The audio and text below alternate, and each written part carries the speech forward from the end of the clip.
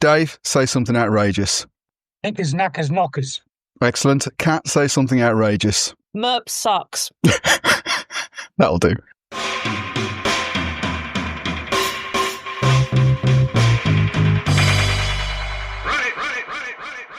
Hi, this is Steve, and here are some more of my gaming vexes.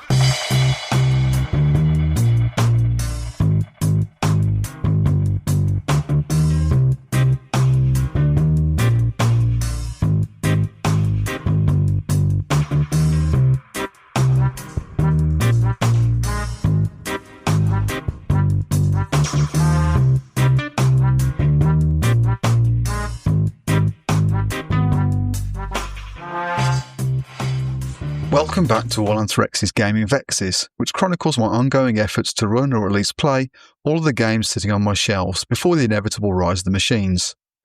Judging by how things are going, I'd better get a move on. Oh well.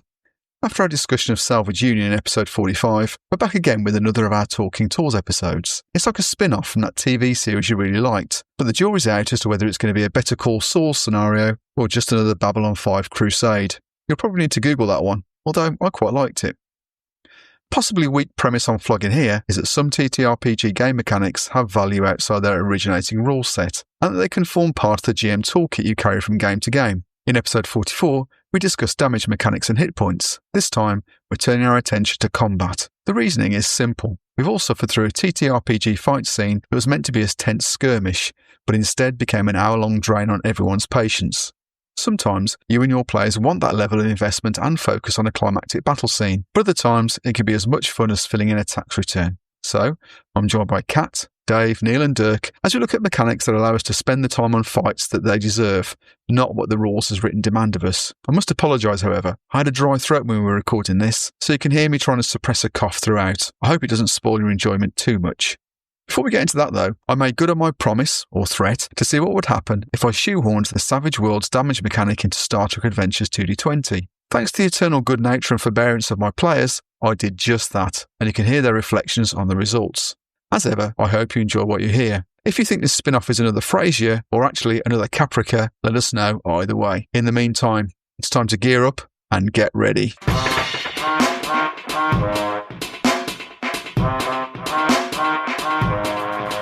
What we're going to do is quickly have a chat about experiences using Savage Worlds damage mechanic in Star Trek Adventures last week. Do you want to just quickly say who you are, what your socials are, and then we'll get into the meat of it? Hi, so I'm Matthew. I'm a player in Steve's game, so I'm on Asako, so I think on Blue Sky. I missed last week's session, so I'm not sure how useful I'll be to add into this, but I have played Savage Worlds. Yeah, you can give us the objective view. So I'm Mike. I'm Mike W at FilmFan68 on Blue Sky, playing Thalar, Head of Security. Yeah. Chief Security Officer. Also, his phaser is never on stun, always on kill. Wayne Peters on Blue Sky, and until very recently I was playing Captain Carver until he got unceremoniously vaporized by Klingons. Quite right, now too. I could be playing a Klingon instead. Why not? Why not? Okay. All right. So this is a consequence of a previous Talking Tools episode. That's where we look at trying to force different mechanics into different games just to see what happens. So when I say apologise for that, I don't mean it really. I think it's good fun. So basically what we did... Apologise to Captain Carver. It was a story point, okay? We created a story where he got vaporised. So that's what it's all about. It's part of the narrative now. What we did was we kept the standard mechanics in terms of skill resolution. The only thing we changed over was the Savage Worlds damage mechanic in. They roll to hit. Once your characters hit, then we switched over. And what we did was put toughness in. So we said humans were toughness 5, and Klingons toughness 7 with a little bit of armour. Damage, basically you'd roll damage as per the science fiction companion. So in that, for example, phaser damage was like 2d6. And again, we had the dice exploding in that. So I put some macros in Foundry to allow us to do that one. But you could spend a couple of momentum if you wanted to. So it's for extra damage. So it's mimicked the raise mechanic, but you could choose to do that. And then we had shaken. So if you got shaken, you miss your next turn, unless you spent a point of momentum. And also you could soak as well. And if you got wounded, then your difficulty of all your tasks was increased by 1 for each time you were wounded. Okay, so that was the sort of mechanical situation. Was it possible, first of all? And then we think about whether we should do it afterwards. So like that. Is it the Jeff Goldblum character in Jurassic Park? They spent so much thinking about whether they could do it. They never stopped to think whether they should do it. So anyway. All right. So mechanically, do you think it fits into the 2D20 system? Just about, yeah. I think because you can use momentum for bennies, it was workable. It worked. What about you, Mike? I didn't think it worked. You didn't think it worked mechanically? I thought it was just a bit too brutal. Okay. I know you've got bennies and various other things, but yeah, I just didn't think... If we were playing maybe red shirts or lower decks characters, then yeah, I could see it working to a certain degree. But as some of us are like bridge crew, so it feels difficult to wound the Klingons, especially considering they were mooks. Yeah. The toughness 7, which is not huge. No. So I don't know, maybe it was just bad dice rolling on our part. Yeah, it was toughness. It was 8 actually, so 7 for the base, because the Klingons are tougher than humans anyway, so I just used that's +2, whatever. And then they got a bit of armour, because Klingons do they've got their uniforms, which have got some armour, which Federation uniforms, Starfleet uniforms don't have. But yeah. What damage were we rolling? So you're rolling 2d6 base damage, so to wound them, you'd have to roll maximum.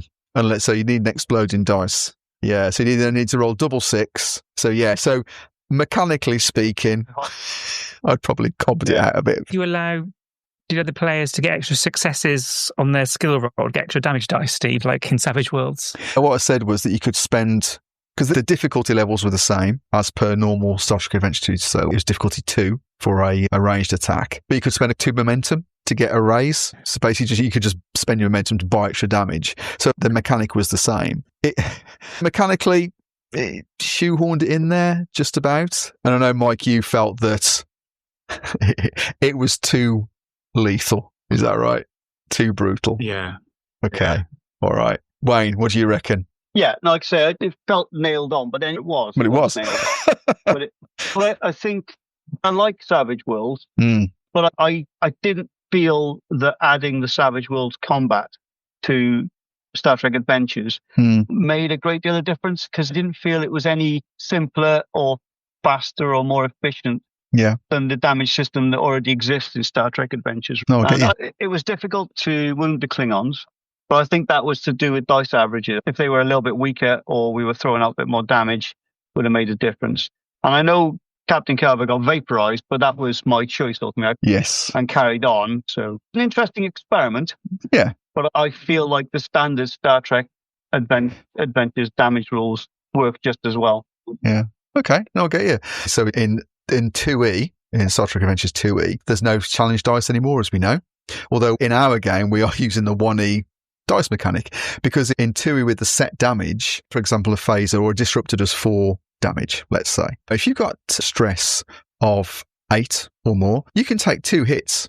You can get shot by a disruptor twice and there's no bother. Okay. And I think one of the issues is other systems like the One Ring, where you've got fixed damage, there's also another dice which there's potential critical hits. So you're never sure. Yes, I could take the hit off an axe or whatever it might be, but there's always the chance you might take a wound, which is an issue, which isn't there in 2nd edition. Whereas I think in 1E with the challenge dice, there's uncertainty. You think I could take a hit, but they might roll loads of effects and I might be in trouble. So there's a little bit more jeopardy. I agree that Star Trek Adventures, Star Trek characters, they just don't die very often. The other thing is because they are supposed to be like the best of the best, aren't they? They're at the top of their game. Yeah. I think just dying in a firefight is probably not the way for a character to go. As they always described as taken out or something in the rules rather than die. So it's always captured by the enemy, unconscious. So either the GM or the player has some narrative control of how it ends. So you can take a lethal injury, but it's so easy to heal in Star Trek Adventures because it's Star Trek. And as you say, Mike, the characters should only die when narratively it makes sense, or it's a sort of a dramatic point. It's, as you say, it's not, oh, the dice have gone really badly, therefore my character has just died. It just doesn't happen like that. And it's explicit about that because if you've got other supporting characters on the scene, you can just grab one of them and they will take the shot for you. You know what I mean? And they will just die, which doesn't feel very Starfleet. The end result is the same, isn't it? That you end up with characters that are pretty resilient. And I suppose for me, it's just, I like a bit of jeopardy in my games for the characters. I like the little bit of uncertainty. Hence the fact that we've gone back to the 1E dice mechanic. And when we do our full episode, we can talk about that in more detail. Okay, we're going to close it there. Any thoughts, observations? Mike hated it. Wayne didn't like it either. I don't know what you think, Matt. Either is okay. Great, Steve. It's fine. I mean, there are Savage Worlds Star Trek hacks. I'm sure you've looked to them, so we can do a whole Savage Worlds. Yes. Not Jimbo almost did a TPK on us in Savage Pathfinder the other night. Did he? It can be a very lethal system, yeah. Absolutely. Steph's character and my friend Matt's character. And I was unconscious, only one player was left sort of standing. Okay. So I think it's about resource management. If you run out of bennies and the wounds rack up, and usually your bits and bobs, your magic, you're pretty buggered. Yeah. And that works for Savage Pathfinder or whatever, doesn't it really? But as you're saying, Star Trek Adventures, not so much. So a bold experiment. I tried it, gave it a go. Let's not do that again.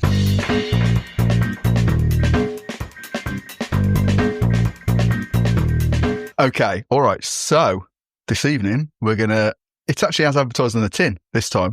We're going to talk about, what are we talking about? Talking about skill challenges. And we're also going to talk about what I consider like a subset of skill challenges, which is quick ways of resolving combat. So not like the mechanics of individual combat rounds, but how do you get through a combat and out the other side without it taking all night. So I know, Chris, do you want to kick off and talk about what they call dramatic tasks, aren't they? Yeah, quick encounters in Savage Worlds. That's what they refer to. Yeah, that's combat though, isn't it? And then they also have dramatic tasks, don't they? Yeah, the quick encounters is a form of dramatic task. Okay. It's not just fighting that they resolve. It's also things like chases, combat, and other points of crisis where you don't particularly want to play everything out, where you don't want to go blow by blow.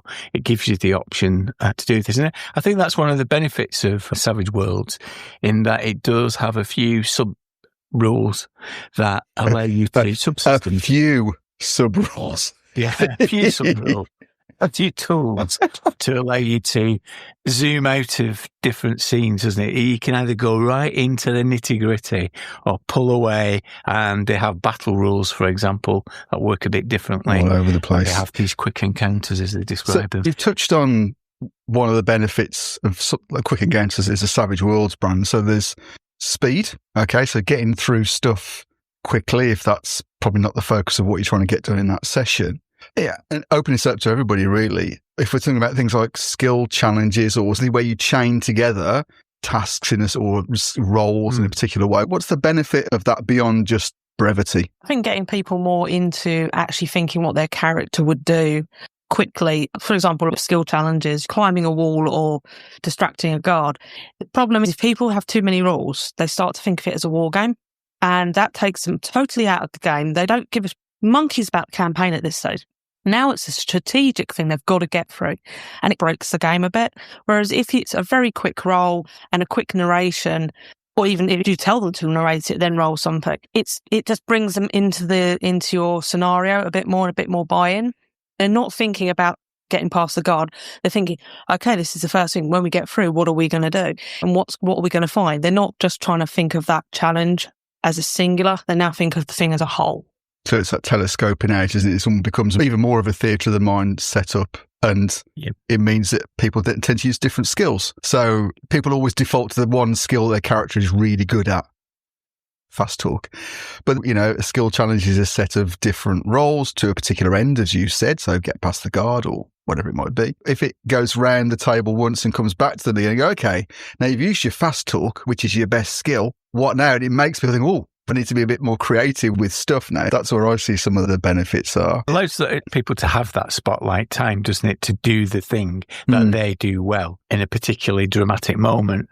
And I think what they try to do in the Savage World encounters is encourage you to make a dramatic narration of what you're actually doing. So if you're just doing an athletics roll to climb, it needs to be more than just that. You need to describe it, and rather than going through the blow-by-blow manoeuvres. We're learning that, aren't we, Steve? We've got a case in point with Savage Worlds. At the moment, we're doing a gladiatorial combat game, which is high competition. As Kat says, people are getting into the nitty-gritty.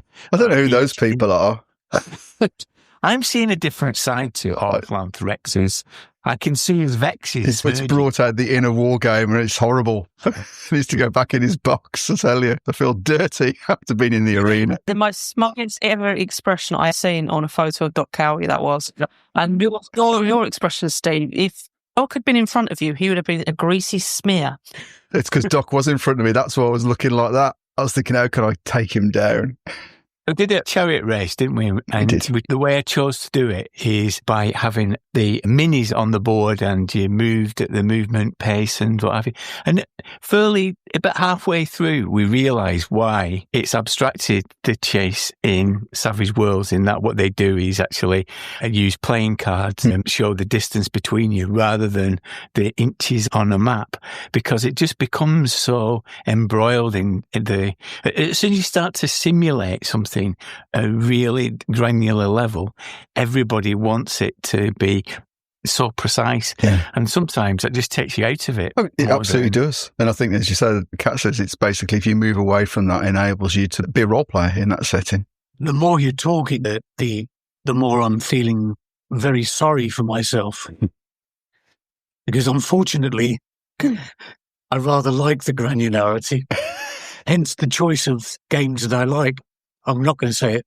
I've had some fantastic times as a player playing games where it is abstracted. I've had some fantastic times as a player when there's extremely granular activity going on around skill challenges. And possibly the worst of all is playing Aftermath, when everything has a rule. Even the angle at which you're sitting at the table probably has a rule. Or at least at a hit table, I suspect. And I find myself torn. I really enjoy the way that the dice can determine the story, rather than necessarily the story determines how often you roll the dice. But then the flip side of that is, I also really like it when you get the completely other end, where I can't remember which game it is actually, where almost all skill challenges just happen. And you have to narrate, and there's degrees of how well they happen. And I can't even remember the name of the game, which is awful. I think there's loads of games that use sort of skill challenge, but different things. I get you, because I personally, because I come from a wargaming background, I quite like some of the crunchy side of it as well. But I look at it this way: if I'm running Savage Worlds, for example, I will make space for the crunchy combat stuff. It doesn't have to be that way. And the time when it makes a difference, where it's a set piece or whatever it might be, you've only got so much gaming time, haven't you? So if someone says, we're going to beat up this gang, and you thought, I haven't planned for it, we're running out of time, you could do it relatively quickly, and in a way that Chris will shortly describe. But it means you can get to the showdown with the demon summoner at the end and play it through as a set piece. With all these tools, they're like levers that you can pull on, aren't they, really? I'm not so sure that all the time doing stuff quickly is a good idea. That's a bit of a life lesson, if you think about it. There is elements of that granularity which I think I miss as a player. But as I said, I'm happy to admit that actually, in order to move the story along, sometimes you have to just say, there are better ways of doing this, there are quicker ways of doing this. I just sometimes feel I miss out a little bit by not rolling dice. So my apologies, I'm putting this slightly... No, not at all. That's what we're here for. Curmudgeonly views are welcome. So it's all good. You should have heard the views that were expressed when I installed the Savage World dabbing system in Star Trek Adventures 2D20 on Sunday. First character death. We've been playing it for almost a year. I was so pleased. Anyway. And I would say installing anything into 2D20 is going to improve it. All right. Another game, usually. All right, Chris. Okay. Do you want to give us just a quick overview of how the mechanics broadly of how quick encounters work in Savage Worlds? Yeah, so it works a little bit differently than a task change. It's a different thing, isn't it? Where you set a goal for the number of successes that you want to actually achieve something. Yeah. So that's a different mechanic that can create dramatic moments where you've got to, I think, you had me in Rifts, didn't you, with a helmet on, trying to hack into some pyramid. Some alien pyramid fort. Yeah, where I use my skills to trying to build up successes to get through. They call them task tokens, but basically they're successes at the end of the day, aren't they? That's essentially what it is. Yeah, and the mass battles work in a very similar way, don't they? That you build up a series of points that you can use. And that's a really good way, actually, where you've got a number of crowds and handling crowds. But quick encounters are precisely what you're saying. And it's not about removing dice rolls. It's just getting to the points of the drama, the story, where you want to do that granularity. So I think I've run a con game for Titan Effect, which is a sort of cyberpunk biomechanic. I think I played in that. Yes, you did. And part of that was infiltrating an underwater base. So I think we had like an opening setup, which was done at a skirmish level where people drew out action cards, and we ran that in turns. But then the middle section, getting into the actual building, which I think is a bit less interesting, because you don't want to go by door. You just set up a series of tests and challenges and roles that people can do to just get into the building. So that, as I say, if it's a heist, it's hacking, doing notice rolls, and between you all, you describe what it is, and that builds up your level of success or failure to say whether you actually complete the encounter.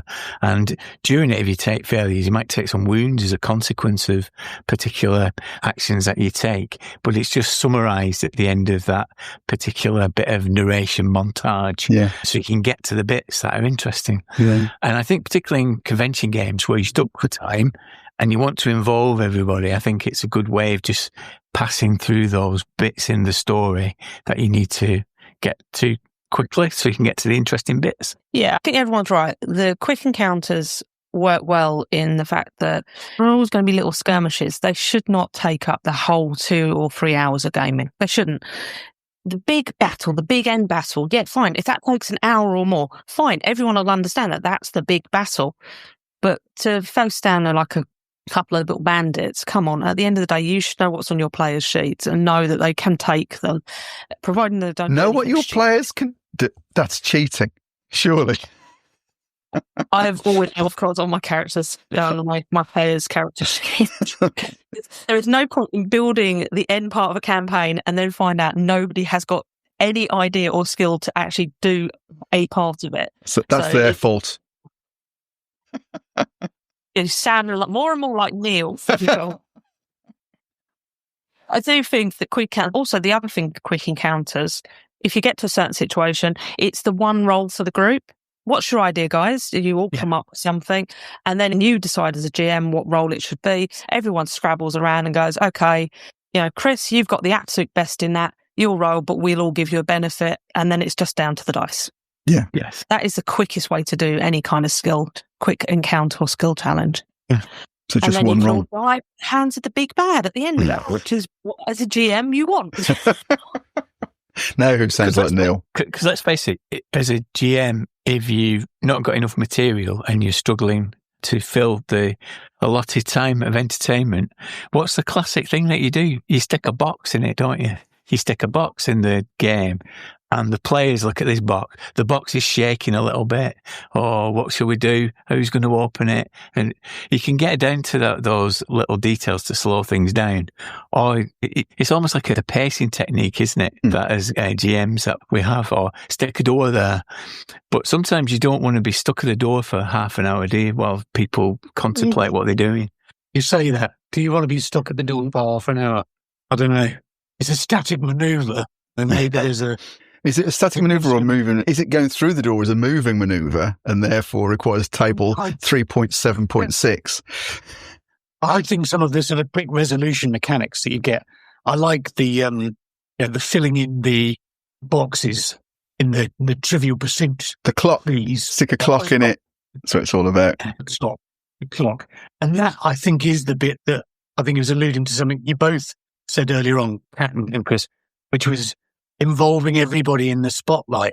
I think with the games that I both love and infuriate me in equal measure. So, for example, I've just invested in Champions, which is basically torture in a game book. And you can see the benefit of having sort of skill clocks or task clocks. Everybody gets an opportunity to do something. You can then mix and match these early on with your skills. You've used your fast talk. What are you going to use now? How are you going to take this bit of the narrative forward? And I think that's a fantastic way of doing that quick resolution without going back to my previous sort of tinkering, which was moving maneuver roll, combat roll, critical hit dice, blah-de-blah. I think a clock is an absolutely brilliant way of getting everybody to share a bit of narrative, take their story forward, and then hopefully achieve, or alternatively, dramatic failure, I guess, is the other flip side of that. I'm disappointed, David, though, that you haven't suggested the 13th age montage seem to resolve this, because that works a little differently. But everything in 13th age is optional, isn't it? These are the rules, but you don't have to play them. What's the point? I rest my case, Your Honour. So montage works a little differently because there are no dice rolls involved. You move around the table, and it's a consequences game, isn't it? Where you narrate a scene and then pass that on for somebody else to resolve it, and then create the next scene for the next person, and it goes around the table. So if you're doing a journey, you can accommodate that quite quickly and quite interestingly.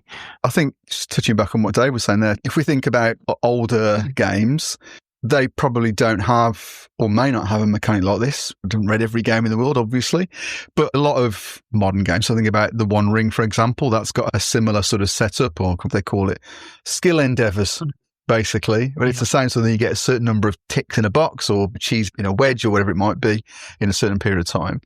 But I think, when we talk about the montage, that is system neutral, isn't it? You could use that in any setting. I have used it in quite a few games. So Savage Worlds, The One Ring, I'm sure we could list loads of them. They all have those. But I think even in older games where it's not, I can't think of a game where you wouldn't be able to use a sort of adaptation of a skill challenge or a skill endeavour. Can you guys think of anything where it actually wouldn't fit, wouldn't work? Silence. Merp. No. You could put it into Merp, couldn't you? Quite easily. I've never played it and I still mock it. Never played it? There's a challenge. No.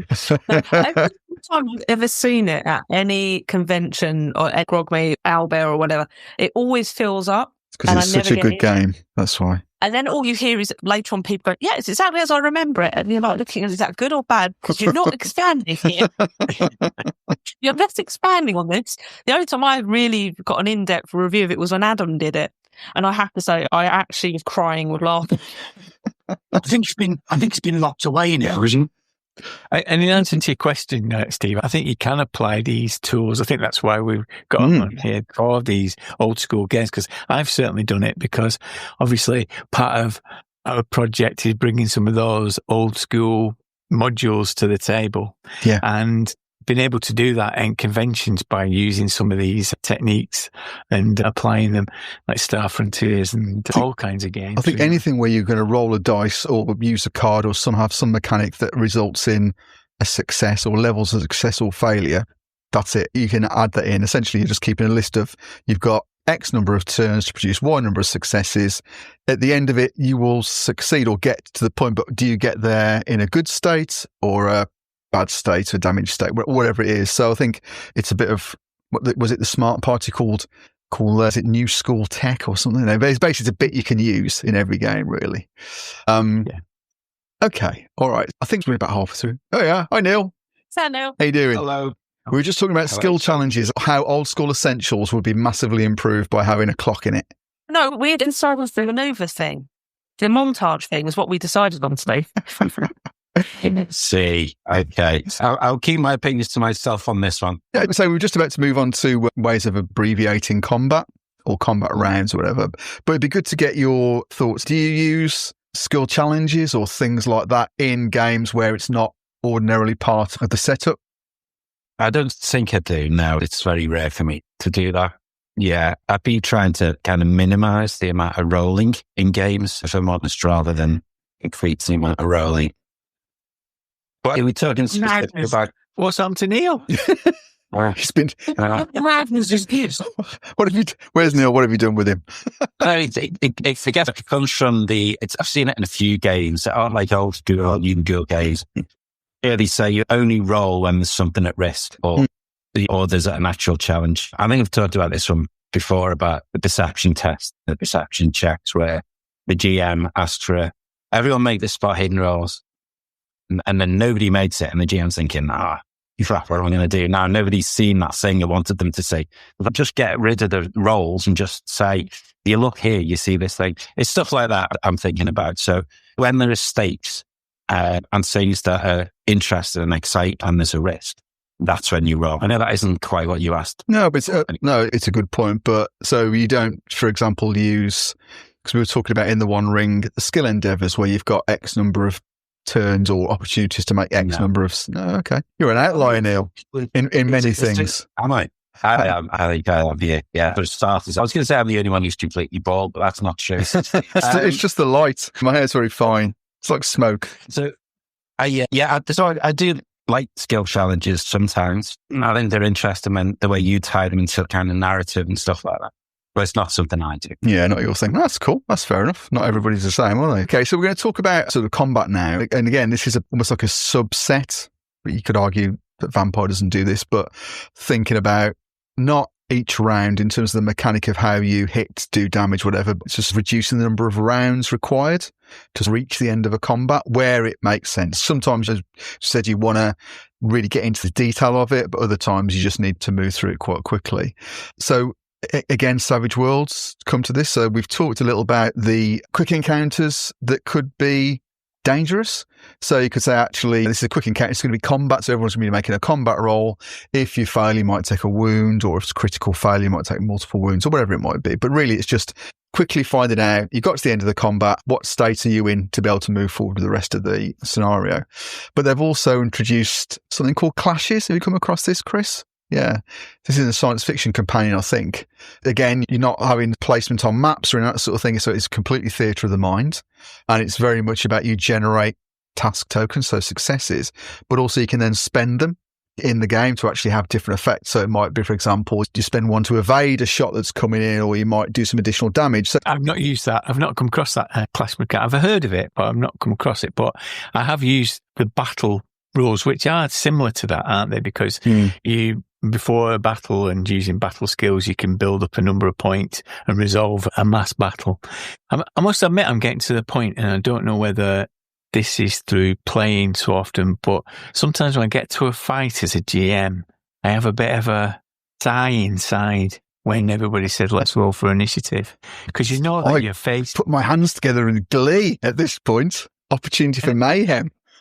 I don't know whether it's some of the systems that I've been playing. So, for example, with RuneQuest, where it is a bit and recently I played 5th edition D&D, which I haven't done for some time, and I'd forgotten how much of a bag of hit points your monsters are. And there's very few options really for players to make a difference unless they're magic users. And even then, it's just a case of how many hit points have we got through, how many we're grinding through. And with that in mind, I just think that some of these techniques for reducing some of that and making it a bit more exciting, I think if there are transferable tools, you should use them. Yeah. Yeah, and the risk of not only perjuring myself, you're amongst friends, and the 6 people listening to this show. It's one of the mechanics, actually, I do think comes quite well, 13th Age, in combat in particular, is the escalation dice. Excellent. Now, of course, as far as 13th Age is, it's entirely optional, so you don't have to have it in the game, which is, it's again, 13th bloody age. Anyway, however, I do think what escalation dice does is it does tend to resolve things pretty quickly. And you get to a stage where you're rolling whatever it is, +6. And the likelihood is you are not going to miss. It has a big impact, I think, on resolving combat particularly quickly. And again, this was a point that was brought up, I think, in the last episode, which is about what is the point of the game. And I would argue D&D is pretty much a combat game. I would argue MERP is pretty much a combat game. It's the most fun element of the game anyway, the critical hit tables and things like that. So I think it does depend. And something like Champions, which I'm starting to get back into by seasons, it's an encounter. That's the whole of the game. So I guess it does depend firstly on how the game actually works. And then secondly, if it is that you have to resolve combat very quickly, funnily enough, I do think that escalation dice, I think, is fantastic mechanic to take advantage of the fact that you are trained, you are physically at the peak of your powers, and you tend then to get through combat fairly quickly. But so that counts up each round, doesn't it? So you give you an increase on your chance to hit, and it's just damage the edge of your opponents. Yeah. Try to forget the game in general. But I think you're right, Dave. That's something you could probably apply to all sorts of games, really, in some way. Anything that's got a sort of damage or a sort of hit mechanic. I'm going to come to you in a second because I know you want to talk about Vampire, because I think there's some really good stuff in there. Sorry, Chris, I know you love Vampire, but the mechanics are quite interesting. But one thing I was going to say, quick encounters, where it's essentially to get through combat. I use that again in Star Trek Adventures 2D20. So basically the way... Because again, it's a situation where they rolled to get through they were trying to get through a spaceship, avoid a load of Klingons. I just said, okay, how do you do this? They all made a variety of a roll each. If they succeeded, then happy days. But for every, because you're rolling against a threshold, like for example, difficulty 2 or 3, or whatever it might be. And if for every success they missed that by, they took some stress. So they took 4 stress or 8 stress or whatever, which sort of replicates. They got caught up in a bit of a skirmish with some Klingons. And it meant they got into the vessel rather than trying to play it room by room, as you said, Chris, but actually it got quite well. And I think the players didn't even notice it. Whereas they did notice the Savage Worlds damage mechanic, to be honest. That they didn't. Okay, all right. Kat, over to you. Talk about Vampire and how they manage combat, really, because I think it's quite interesting. Yeah, to be fair, from what Dave was saying with D and all the others, all the old school-ish games mostly come from the days of wargaming, when Gygax went, okay, instead of having an army, how about you just run one person? And that's fine. And, so therefore they are very combat heavy and do still really rely on a battle map-esque feel to them. Where Vampire changed that. Most of the storytelling games, I will argue, pretty much always abbreviate combat. In some way or other, they tend to abbreviate it. They make it actually far nastier, but it should be faster, nastier, a bit more cinematic, to be fair. Vampire 5th edition, certainly. In the earlier editions, it was a suggested rule. I think it was definitely a suggested rule in 2nd and revised that combat should be no more than 3 rounds. And the whole idea behind that was to encourage people to think as a vampire would, which isn't, you're not going to stand there strategically going, if I shoot or use my 2 swords against him, you're pretty much going to use everything you've got straight away and just go at it. It captures the dramatic feel of it. You don't get bogged down. And generally keeps players a little bit more interested in it. And at the end of your 3 rounds, you balance it out as to who's winning or not. What that tends to do is that most storytelling systems, as particularly like Vampire, Hunter, The Reckoning does it now, Werewolf does it certainly as well. All the V5 things, they do it the same way. As I said, it is more vicious. You can certainly, if you're going in all gun blazing and you've only got 3 rounds to make a difference, there is a little bit of strategic thing going on in the back of your heads, but you do have to get a bit more down and dirty with it and try and get your character across quite quickly. So the way it works, as it's something to recall, is that, as you say, you fight 3 rounds, so every character has a hit or does whatever they want to do for 3 rounds, and then you work out, has the opponent lost more? In which there's no morale roll necessarily, it's just, okay, does it make sense for them to clear off? Or have the players taken a bit more of a pasting and they can then break off or try and break off at that point? I think also there's the idea that actually if players just are getting a kick in, but they still want to go for it, then essentially you can work out, okay, you need to make this a final roll, possibly. But if you mess it up, then you're going to take an awful lot more damage. It's like that risk-reward thing, isn't it, really?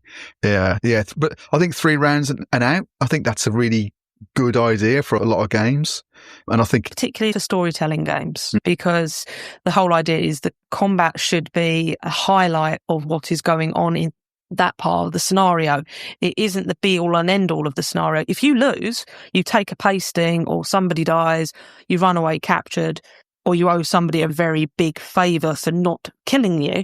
In Vampire, generally that can happen. It drives the story forward. It's a highlight. It's not the be-all and end-all, whereas I often feel in things like D&D, you build up to that big combat, and that is why the big combat lasts so long, because that is the whole point of the game to a certain point. Whereas I find within storytelling games, combats aren't the be-all and end-all. They're a little highlight of what is going on in the world. I think when we're talking about some old school games, I think probably one of the ones that maybe has got things right is Call of Cthulhu, because combat is staggeringly deadly. So you have to think very carefully about going into a combat. The interesting thing is I think it creates slightly a different headache for the keeper, in this case, or the GM, which is how the hell am I going to keep people alive? If you're on a long campaign.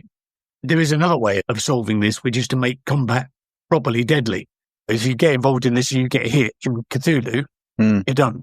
Or you'll faint, or you'll black out. So I will say with Cthulhu and with Vampire, for having really deadly combat within it, there are mechanics within it that you can, as I said, run away or do something a bit more clever to keep your character slightly more alive.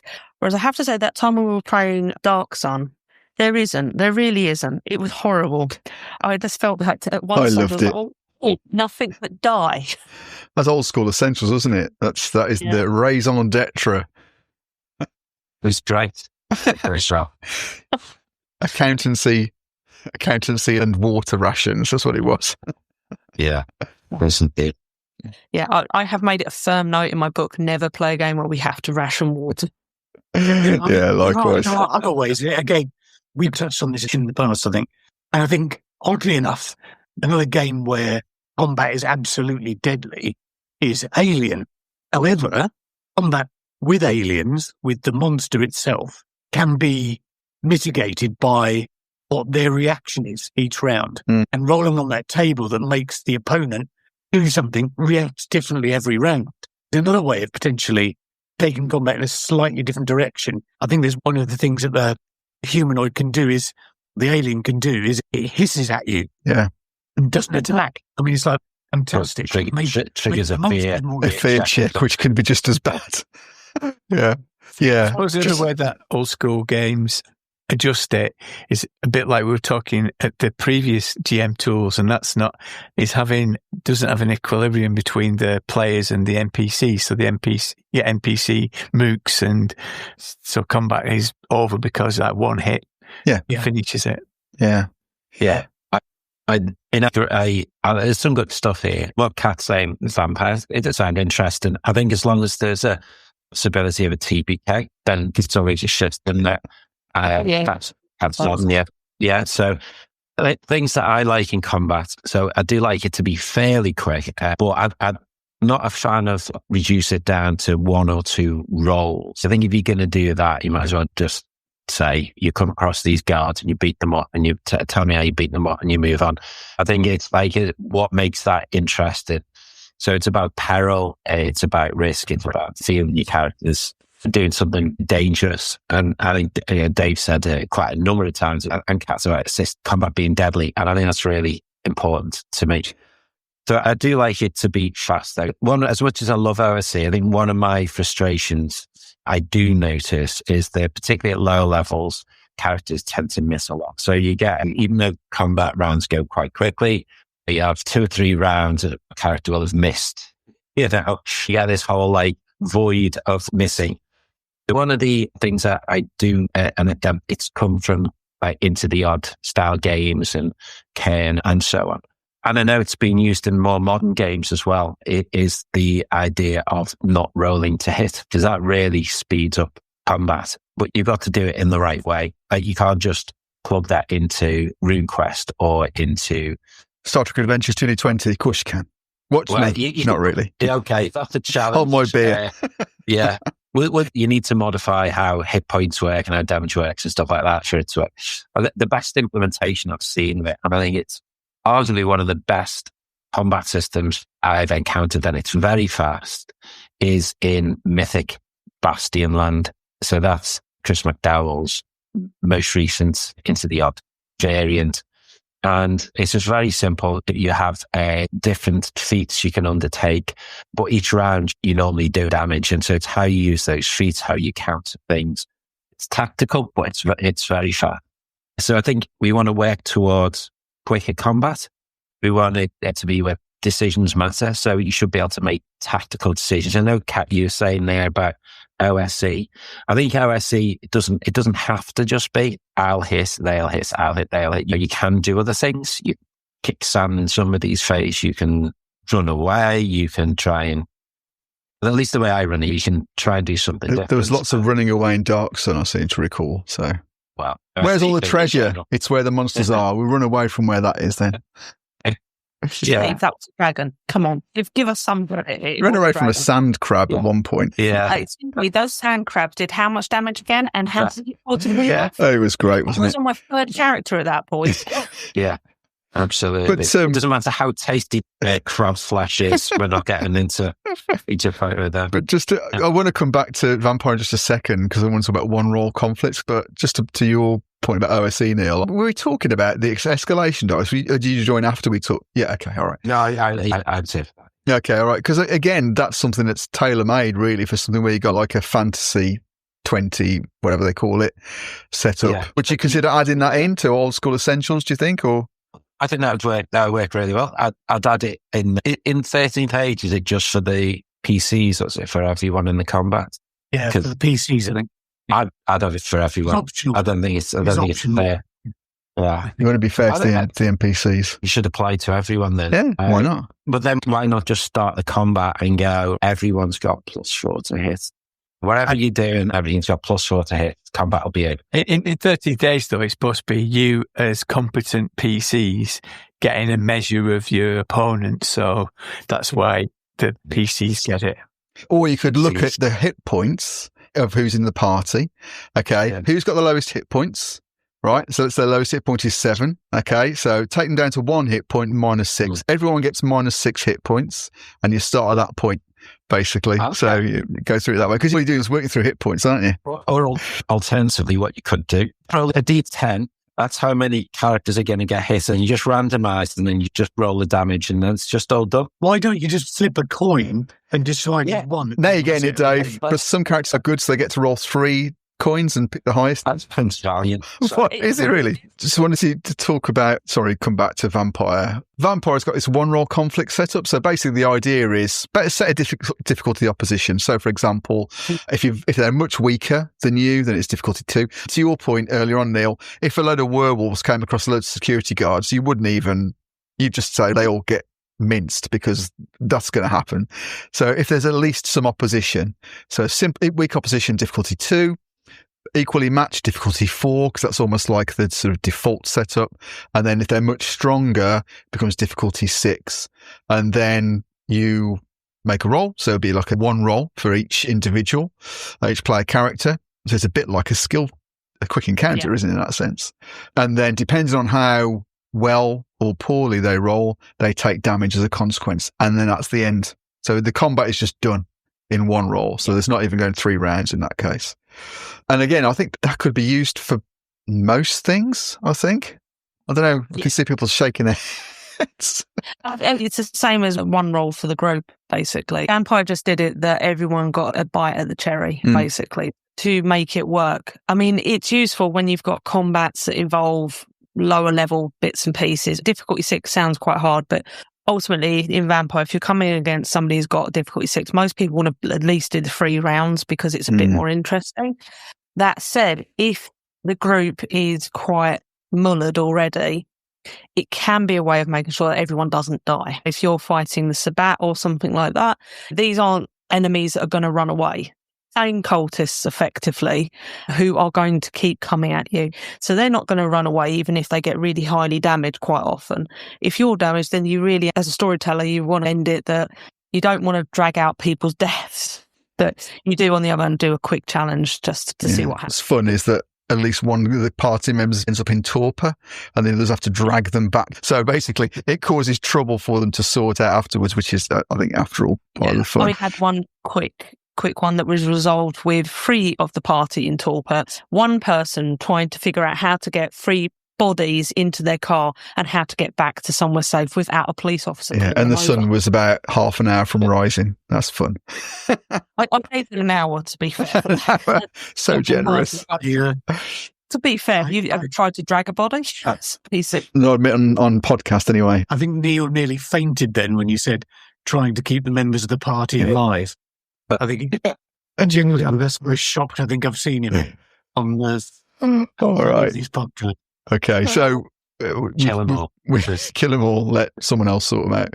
Okay, so we've rattled through Really, so we've talked about quick encounters and sort of skill challenges and that sort of thing. And so in most games, it could be relevant. But obviously, as you say, Neil, sometimes you actually, if you're not going to be rolling, then it's probably more of a montage size setup. So similar to 13th Age, where really you're just narrating it and you only roll when there's risk, which is absolutely fair.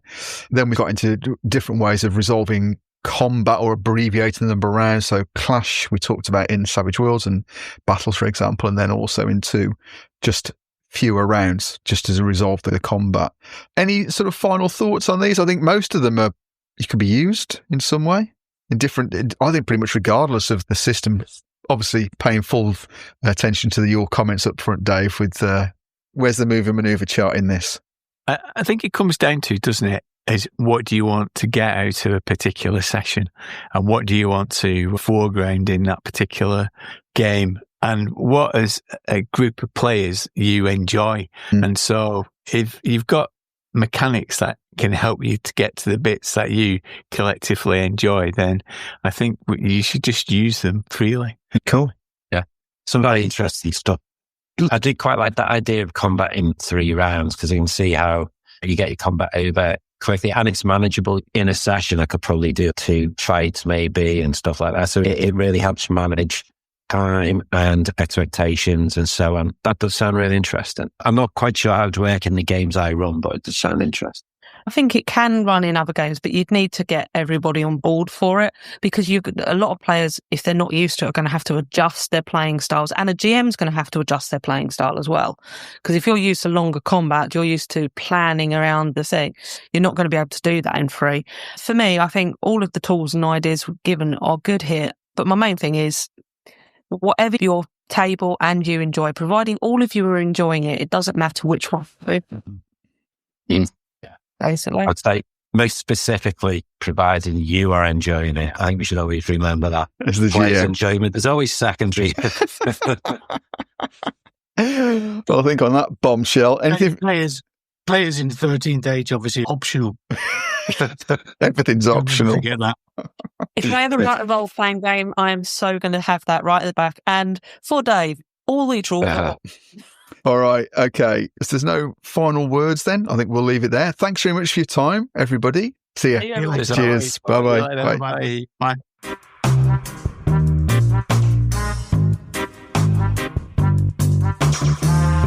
Thank you for listening to another exploration of my gaming vexes. If you've got any thoughts you'd like to add to what you've heard here, or a gaming vex of your own you'd like to offer up for discussion, you can get in touch with me on Blue Sky via orlanth.bsky.social or via Discord at orlanth.vex. Until next time, may all of your games be free of vexatiousness and be excellent to each other always.